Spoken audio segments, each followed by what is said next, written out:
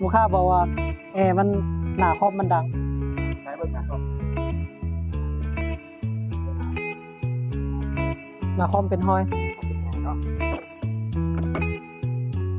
ขอบเรียบร้อย นี่ระบบน้ำเพราะว่าลูกค้าใส่น้ำธรรมดามาเป็นมิกซีซันนิ่งแล้วก็อยู่ในท่อซีซันนิ่งเต็มเลยสาเหตุจากอย่างนั้น สาเหตุเกิดจากใส่น้ำละล่าบ่ใส่น้ำยาลอยเย็นมีน้ำยาหมอหน้าเนาะแน่ต้องมีน้ำยาหม้อน้ำ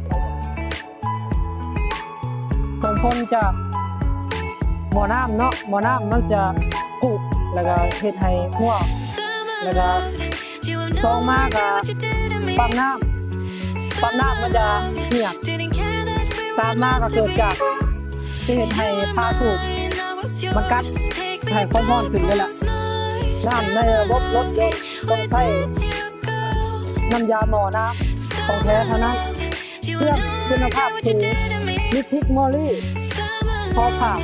กดไลค์กดแชร์กดติดตามทีมงานพวกเราเนาะเอซีขอขอบใจ